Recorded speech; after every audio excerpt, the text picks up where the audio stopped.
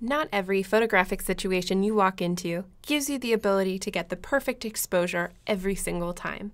This photo is a wonderful example. The foreground is much too dark, the background is slightly dull, and there's no definition or vibrancy in the image itself. We have an absolutely amazing filter here inside of Perfect Effects that can really take an image like this to the next level, and it's called the HDR Look.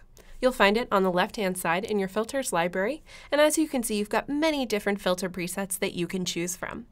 My favorite is down at the bottom, and it's called Surreal.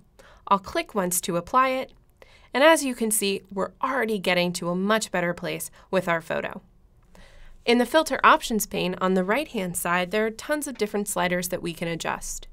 The first, up at the top, is the compression slider, and this is what truly makes the HDR work.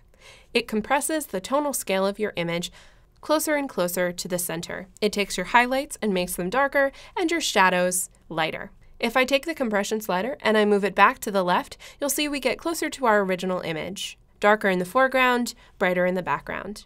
But as I slowly move it to the right, it compresses that tonal scale together and creates a more HDR style image. Down below, we also have other adjustments like the ability to add detail and clarity, which can be great options when you're adjusting the tonal scale of your image. You have manual highlight and shadow sliders. Just in case one is brighter or darker than the other, you can change these by moving them to the left or the right. And then last, you can add vibrancy, glow, and grunginess to your image to give it an overall effect. I like to take the vibrant slider and move it over to the right to really make the colors stand out.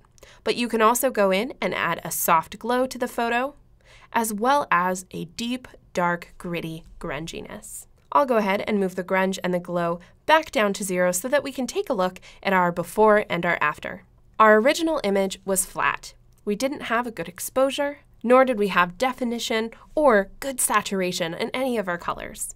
But just with the HDR Look alone, we took a bland image and gave it a beautiful HDR facelift.